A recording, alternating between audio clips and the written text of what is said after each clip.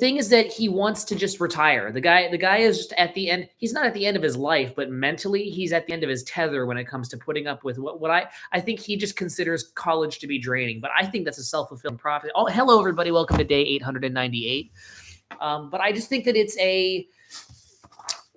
I think that if he's running the class where he has this narrative pathway he wants to take. Like, okay, I'm gonna name an example. Like what he. Yeah, you're on the street right now because I've got to go and do. Yeah.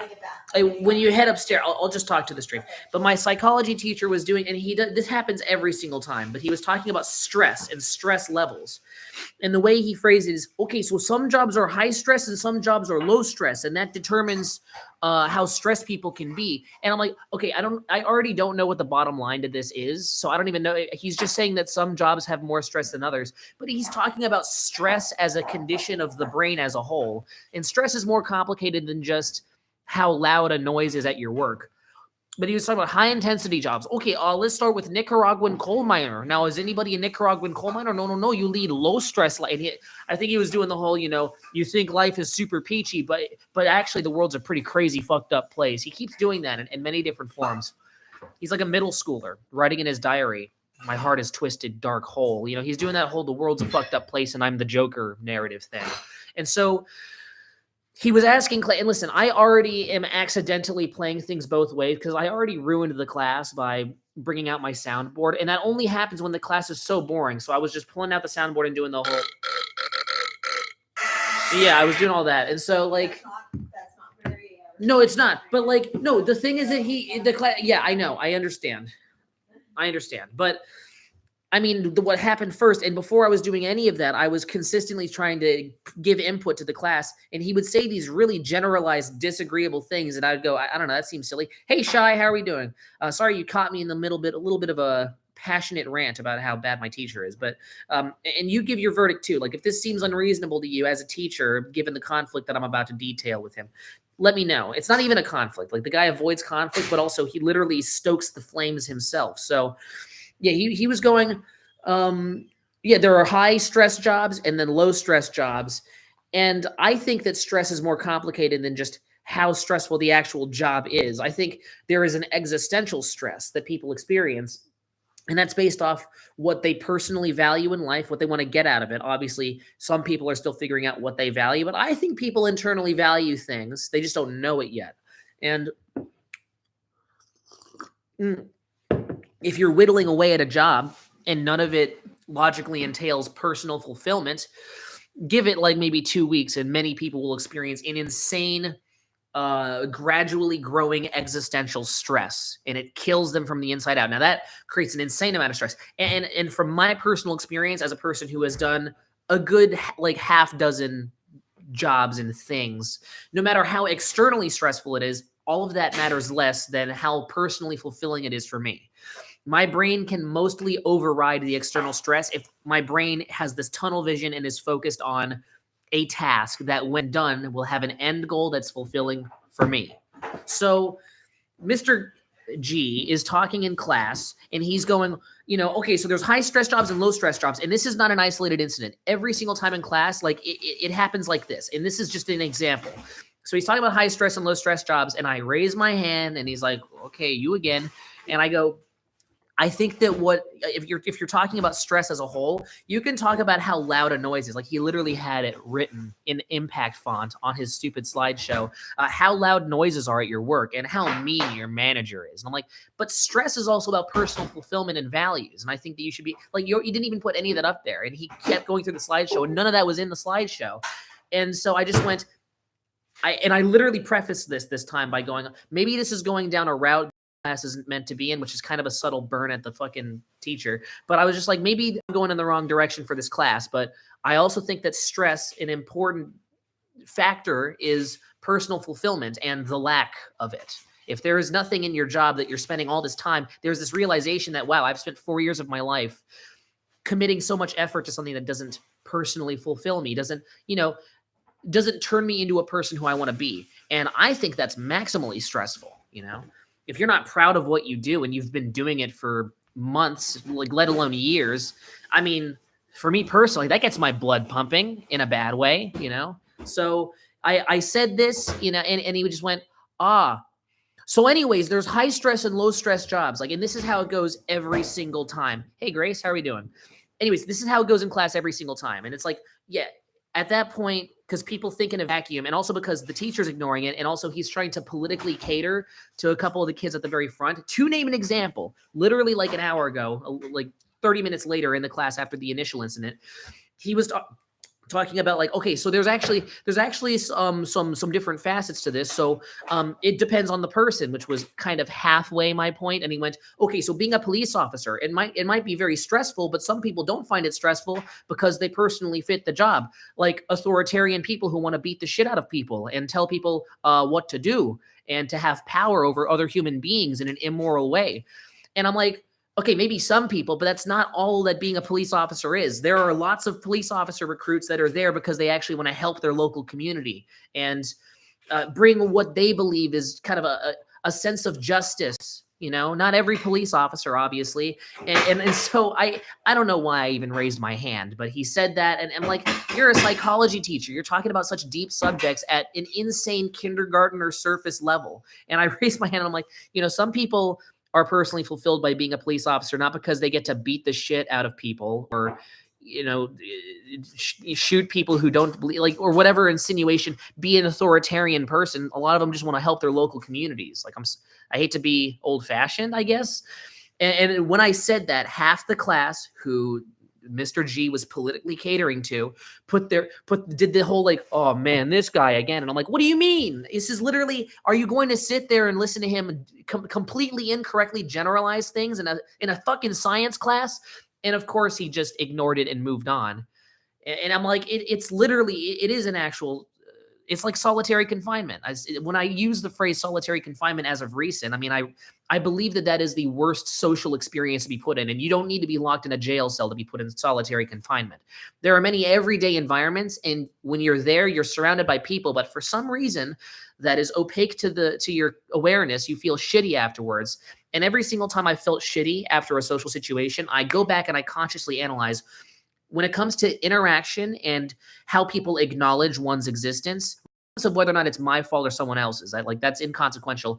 Is that solitary confinement? And nearly every single time it is, because in this situation, I was literally speaking into the dark. I was noticing things that annoyed me, and I'm going, that's not accurate. You're the teacher. And so I was just raising my hand and going, I don't know about that one. And then no one acknowledged it. Not a single person. Well, okay, let me just point out something, Grant. Yes. Sometimes teachers have a certain amount of, like, certain topics they want to cover while they are actually doing, you know, during the class or even during the whole semester. They have to cover a certain amount of material. And this teacher might have a certain amount of material he needs to cover. Now, if he starts kind of going off into another direction, he might end up not covering that material. He may even say, well, this isn't a debate class. And you could also say, well, I don't agree with what you're saying. And he'll say, well, you know, this is, you know, how is this relevant to psychology? Let's get back to that. How is this relevant to what he's trying to teach? And I think in some ways, if he can show the relevance to what he's talking about, to what, you know, he's trying to teach, what's going to be on the final, etc. Fine, that's great. But if it's not, if it's an opinion and he's just throwing that out there and it has no relevance to what he's supposed to be talking about or teaching, then it doesn't even need to be in, you know, I mean, he could, free speech, he could tell his opinion at any time. And of course, as a student, you're kind of relegated to Yeah, no, I mean, other, you know, you're lower than him because he has the stage. I half agree with that. However, his whole point is giving the stage to his students because he almost relies on student feedback. He leaves tons of dead silences waiting for students to chime in. Not in my case, though, because the ones that are speaking up, the ones that disagree with him mostly stay quiet, which I totally disagree with. And I would agree with your point on, like, say, being relevant to class, like, say, and this is, you're going off track, but I'm like, the entire class is off track, right? I mean, my big contention is that nothing that we discuss in class prepares us for the final. I'm looking at the flashcards and the vocabulary about different psychological disorders and caused by stress and the idea of psychosomatic disorders, all of these phrases, all of this jargon that we need to memorize, none of that is being discussed in class. It's just him telling random ass stories and talking about how police beat the shit out of people. So maybe you could be direct and say, how is this related to our final? Can you tell me what part? I know. I feel like everything should be totally direct. Yeah, sure. I could do that. Because actually that's what everyone's there for. Everyone is there to figure out what of all his ramblings is going to be on the final. Sounds like he does a lot of ramblings. He does a lot of talking, but what is unknown and not clear is how what he's saying and the topics he's covering is going to be on the final or not, and how it relates to psychology, his topics, whatever he supposedly is trying to teach. Yeah, you're right. You're right. So if you just go straight out, how is this? What are you trying to teach us about this? What is this about psychology? Yeah. And that's an honest and fair question. Yeah, and I have every reason to follow that. It's just a tricky social situation because I've already pissed off half the class by being political, and that like weirdly political part of the class is actively engaging joyfully, might I add, into his ramblings where it's like, because he's telling a story about, okay, so imagine a lion presents itself to you. So now let's look at all your, and he did this bar graph of stats of like, how much are you sweating, like sweat level. And it's like, and I'm like, all of this shit just to detail what happens when you get stressed. And he's like, okay, so imagine a lion. A lion presents, and he uses lions a lot in his stories, and he's going through a detailed synopsis of you're walking through the woods. Now let's imagine, say, some oak trees, like you're smelling the oak. And I'm like, all these fucking details that I've done, and but then the other kids are joining. They're like, bro, I've been with oak trees too. I've seen some oak trees, bro. And then he's like, okay, and then a lion presents itself to you, and he's gonna say the lion thing because it's been 20 classes, and every class he's brought up a lion. It's like, what if you encounter a lion? Because that's his whole analogy he gives in psychology class. And then these fucking kids who at the beginning of class were unenthused are like, you know what, you're right, if a lion did show up, I would be scared. And then the girl next to him's like, tee, me too, I'm scared of lions as well, dude. If I was in a lion, I would be scared. And I'm just, and so it's like, and then if I ask him like, okay, can we make it relevant? Like everyone's having fun up there talking about inconsequential shit. I should do what you're saying. I agree. It would not curry favor. He's almost going to get to the point he's making. He's just not quite there yet. So he kind of veers off. And I'm just trying to think about when, like currently, here, there are times where, you may be working on stuff. Rex says, yo, she's spitting fire. People are agreeing with you on this one. Okay. So there are times where, you might be talking about something, you're moving up to your point, and then someone goes, hey, I've got a question on something you're talking about. You haven't gotten to your point yet. And then this guy is like asking questions about it, and you're trying to follow that train of thought of where you're going to lead to that point. That might happen. That might happen to you. So there, that might happen to him. So yeah, I mean, I'm surprised no one's done it already. But then, if you go, hey, you know what, if he does pause, then go, hey, what was your point on that? Well, how is that related to, tell me more about. I might have to politely ask. How is this going to relate to our final, or what am I supposed to learn? Yeah, everything, I mean, I've already been labeled. Everything I do is now seen as a disruption. But I'm going to ask the question because I hope he listens, because the man just doesn't listen to me anymore. However, you know what I could do? Elizabeth is, not to use the A word, but she's an ally. And so I could totally get her to ask because she's definitely one to ask those types of questions. She is a little socially anxious, and I don't want to put all the burden on her when I'm the one who just says shit. So, Only ask it if you really want to know. I've always wanted to know what the fuck this has to do with the actual final that half my grade is contingent on. Then he's not a good teacher. Yeah. If he's not able to relay the topics of information he wants you to learn, then he's not teaching you. He's just talking. This is what I feel like that's what every single classmate of mine has been saying inside their heads in their internal monologue since day one. So maybe you should just say that for them. And maybe that's when they'll go, hey, yeah, what are you saying, Mr. G or whatever his name is? Mr. Galagos. Yes. Momo says, "Why are classical musicians so robotic and cold?" I like how you're staying on topic right now, Moses. Real sweet. Well, I disagree. I think if you listen to, I mean, I don't want to name like a really obvious symphony, but listen to like Symphony Number 9, Ode to Joy, right? You can accuse Bach or maybe even actually no, Vivaldi doesn't even count. Let's just say Bach, right? Everyone talks about how Bach composes on the grid, on how everything is very robotic when it comes to tempo. I'm gonna get copyrighted to shit for this, but I just want to name an example, right? Like not this one, not that one either, not that one either. All of these are on the grid.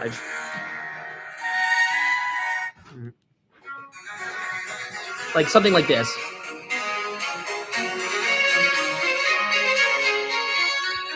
There is expression there. However, the way Bach composed, he wanted for the tempos to be very consistent, right? And I mean that, right? This is gonna be so like this stream's gonna get so fucked, honestly. But there's one, there's one that I really like. They're, if you look at the track titles, they're all the same. So how I can't know which one it is. Yeah. All these are really good, but I'm just looking for. Nope. Is it the last one? Nope. What the fuck? Where is it? This is really annoying.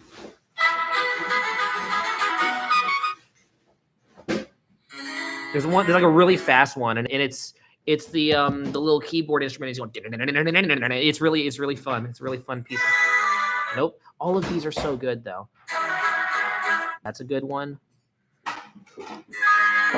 I'm not giving up until I find it.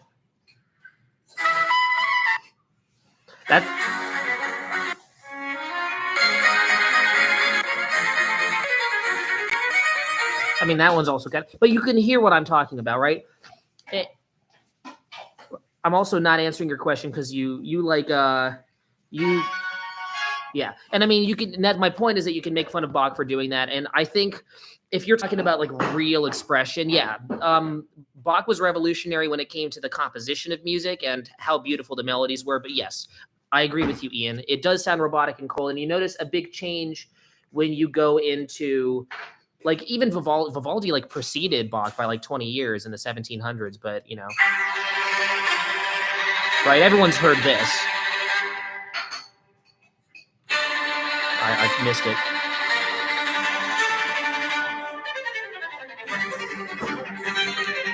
And you're still in the I believe it's the Baroque period, if I remember correctly. I'm not too well versed on the exact names, but I believe this is the Baroque period where things were on the grid. But then you go to Beethoven. You go to Beethoven and things get a lot more interesting and very expressive. And what I'm saying is like, I think literally classical music was labeled like water music. Which, you know, was for like, I don't know, like hanging out near a water fountain, or they were labeled after their purpose. Ballroom music, wedding music. That's literally like half the names of most classical compositions from the era. So they were very conditional because a king would commission a composer to make a thing based off what specific event they wanted to make sound extra lavish, you know.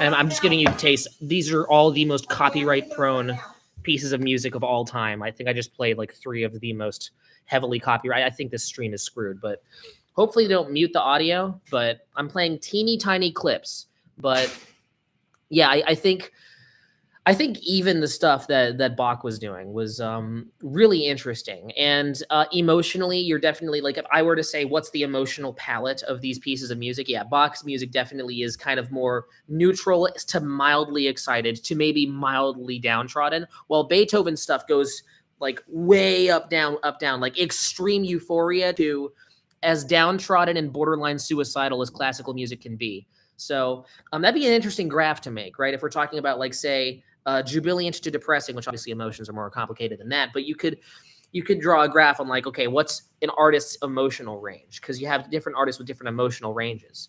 So that'd be an interesting thing to make. I picked my classes for next year. I only got to go to school on Mondays and Wednesdays. Ian, you are officially semi-retired. All right, enjoy it, living the easy life. That means you're going into college, right? You're about to graduate, I believe. I think. Yep.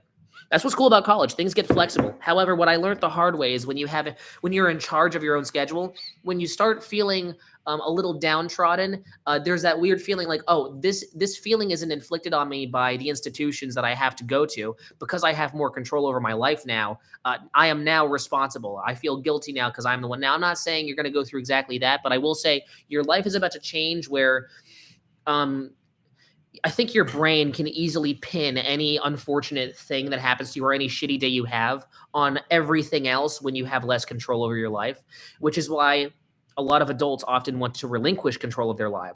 Often why a lot of elderly people seem to really fucking love just being cared for by other people and being able to act like a child again. But, people are so quick to want to be adults. But as a person who's been an adult for 4 years, I'll say this. A lot about it's really cool. But the big part of it that sucks ass is when you realize there is a kind of consistent emptiness, no matter how many practical things, truly fulfilling things you try to fill your life with, because you realize, wow, I am in charge and I'm not doing any better than the adults in my life were when I was a kid, Because at the end of the day, the end goal is happiness. And if I end up still feeling sad, like the weight on your shoulders feels a lot heavier as an adult, because it is now your responsibility. It is on you to create your own happiness and not up to whoever's coddling you to do so. Obviously, you possess some degree of responsibility and effect on yourself as a kid, but that's not the impression that you get, right? I'm going to get a job too. Finally, stepping up, all right? You're going to grow 3 inches in the next year, all right? Becoming a man. Ian, put a mirror. The 12-year-old Ian's finally going to get a job. Try and Photoshop your ID and get your work permit sorted out. It's going to be a little bit of work. Is Chopin ancient jazz? That's okay. If I were to truly try and bite down and answer that question, it would take this stream would extend to 2 hours. But I think, jazz is marked by improvisation, right? And a lot of jazz is just piano. Bill Evans alone. Other stuff that I'm not remembering right now. There's a lot of pianists who do solo stuff, solo albums, and that's still jazz. And when people improvise, a good amount of it are either licks, which is unprofessional, and people hate when they do that, but or it's segments of music that were always in your subconscious, but were there. It was practiced and pre-planned, but in a very different and indirect way. It's almost like shuffling a Spotify playlist of pre-prepared songs that have been offloaded into a very, very, very big playlist. Now, that's a gross simplification of how jazz improvisation works. Obviously, a lot of it is about instinct, but the way you learn how to have those instincts is learning patterns that work. And even the most simple building blocks, like even the most well-versed, incredibly improvisational jazz musicians are still understanding pre-learned building blocks, the simplest of building blocks of what comprises musical phrases, and then they're combining them into completely new phrases that are comprised of the initial building blocks you've already learned. So if we're going to talk about music like that, you could say that what Chopin did, or Chopin, however the fuck you pronounce it, is almost kind of maybe there. And that is as far as I'm going to go, because I'm actually hungry and I want to eat something other than this. And the sooner I eat, the better. And if I get carried away talking about semantics of music, I will never leave this stream, ever. But good question, Rex. I've had a job before just over summer. Damn it. Oh, I should have gone to Radio Shack last summer and seen you working there. I always want to know how you do customer interactions. Hello. Would you like a free Radio Shack gift card for $15? I'm being mean. I'm serious. I think you're gonna be good with customer interaction. You probably have been. Where did you work? Actually, I don't want to dox your workplace. DM it to me. I'm quite curious. Let me know. This is the last piece, by the way. What's great is when I was conversing with my mother, it allowed for my mouth to stop moving while talking, which gives me more opportunity to just eat while she talks. Maybe I should just converse with a random parent and argue with them about something, and then that'll help me eat faster so we can just get this bullshit out of the way. Also, I'm going to show my mom The Thing, a 1982 film, tonight. She doesn't like horror movies. However, she liked The Hateful Eight, and she liked The Substance. And I do feel like The Thing is kind of a weird blend of those two. Not exactly. Not if you perfectly combine those two movies, you just get The Thing. But I'm saying the things that make The Thing so good are the things that my mom liked from The Substance and the things my mom liked from Hateful Eight, so I think, I'll tell you where I worked if you give me movie recs. Okay. Have you seen Amadeus? If you're talking about classical music, if you have not watched Amadeus 1984, I think, watch that. If you have not seen The Thing, ditch my Amadeus recommendation and watch The Thing instead. Please, it's so good. I know The Thing it's one of those movies that like your uncle will talk about, right? It's a movie that's made its way into that mainstream appreciation zone of movies, but for good reason. It truly is incredible, in my opinion. Now, it's not perfect, and I unfortunately, John Carpenter was given budget constraints, and the executives already deemed that the movie would not be received perfectly because E.T. came out that same year, and this movie had a much more grim and bleak take on aliens visiting us. And the mainstream appeal was not seen at the time, and so they were just they knew they weren't going to make their money back. And John Carpenter, every single incredible scene, and I'm not even going to say what happens if you haven't seen The Thing 1982 by John Carpenter, but each scene where the pivotal stuff happens cost a shit ton of money. And you'll see where the money is. And most importantly, you'll see where the effort is. But when you're watching The Thing, plus if you already saw The Thing and I'm just rambling about it, then you would have told me already, I guarantee you. Either that or he's distracted right now. So I'm gonna just make a safe bet that Ian has not seen The Thing, 1982.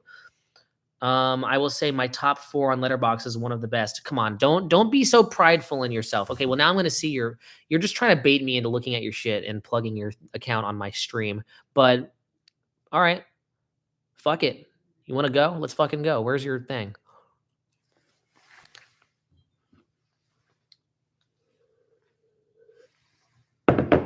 Eternal Sunshine, very good. And I'm not going to say the other 3, but that's a very agreeable number 1 spot. Salutes to that. That's my number 2.